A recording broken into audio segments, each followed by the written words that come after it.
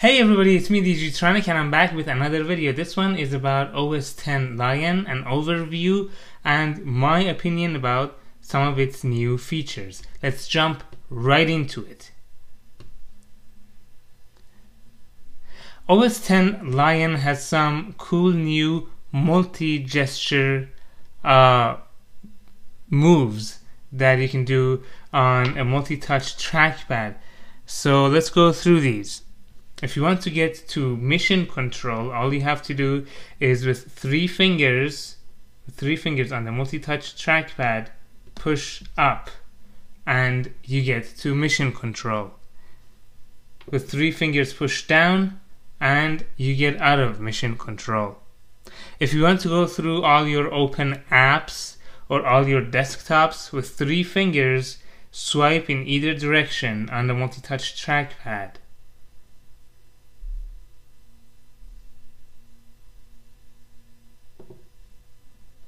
Just that easy. If you want to zoom, let's say this is Safari we have opened and we want to zoom in this area on Safari, all you have to do with two fingers is tap the multi-touch trackpad and it will zoom in that area. Let's say again on any app that has a scrolling option like Safari, you want to scroll up or down. Again, with two fingers on the trackpad, you scroll up or down. This is scrolling down and then you will scroll up.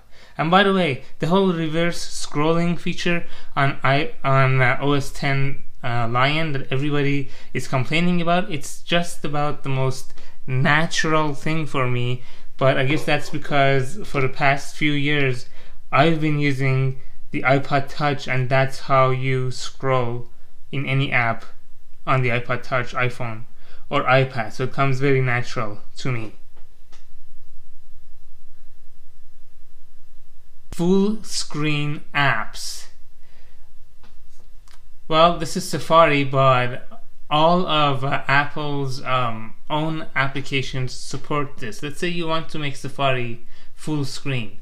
All you have to do is go up here to where that two-headed arrow is, click it, and bam, it's now full screen. You want to get out of it, with your cursor go up there until that menu comes up, or comes down I should say. See how the menu comes down? Go to the two-headed arrow icon right over there, click it, and it's back to being a smaller window.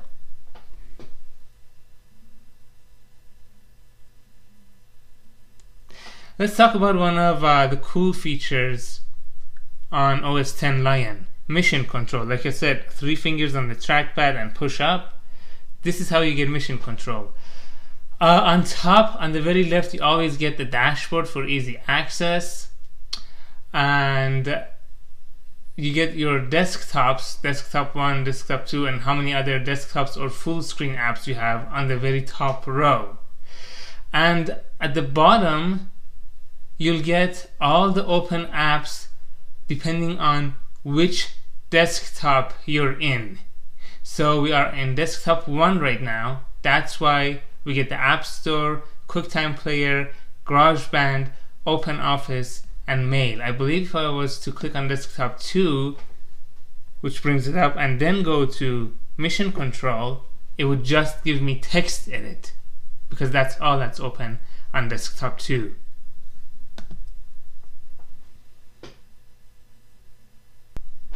Another cool feature of OS X Lion is the launchpad, and if you want to access launchpad, all you have to do is go down here until you get that icon and click on it. It basically gives you an iPad, iPod Touch, and iPhone-esque screen with all your apps shown on the screen, and again with two fingers or a mouse you can scroll through the different screens and see which apps you have and open up the app that you have or you want. I mean, there are some cool features, like you can make folders just like the iPod Touch, iPhone, and iPad. Just hold and click one of the apps and drag it on top of another one. Let's say these two apps. and it makes a folder called social networking in this case. you can click again to make the jiggling stop. Now if you want to take apps out of the folders, just like iPad, iPhone, iPod Touch, just take them out like that. That's how easy it is to use Launchpad.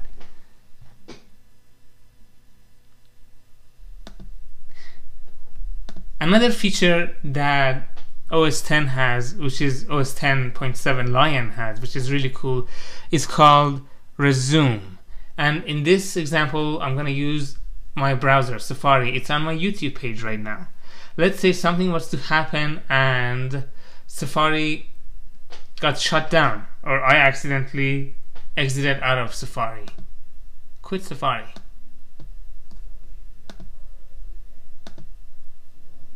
Quit Safari. I'm going to go to Safari again, open it back up, and it's going to be the same exact status, the same exact page that it was before. So every single app will come back to the same status that it was the previous time it was opened when you open it up.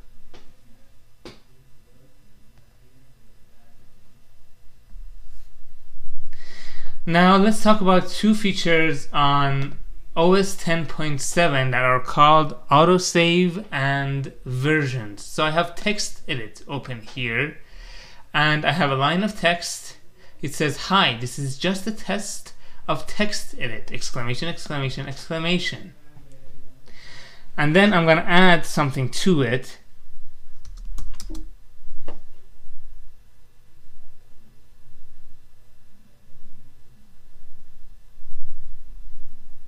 Oh, I don't know why it's giving me this warning here, but okay.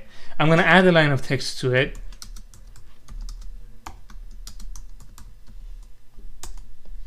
Now we're going to go up here where it says edited and click the down arrow, and the options are lock, duplicate, revert to last saved version, or browse all versions.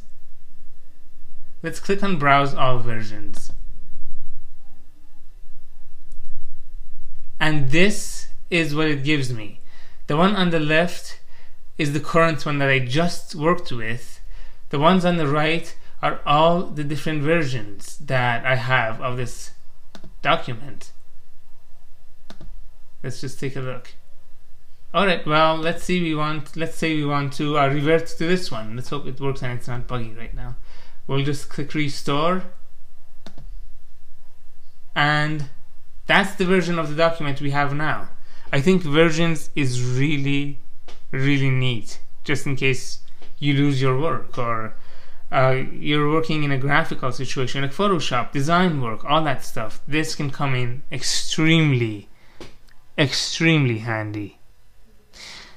Other features are there's one other feature that's Mac only, unfortunately. Well, these are all Mac only, but what I mean is you have to have a bunch of only Mac computers to use it, and it's called AirDrop. It's perfect for companies who own a bunch of Mac computers, or for households who have a bunch of Mac computers. And basically what you do is you drag and drop files and share them instantaneously between all Mac computers around you within your network, which is really awesome. But I can't use that because this is the only Mac in this household, unfortunately. Alright, well, let's look at the Mail application and see what's changed there.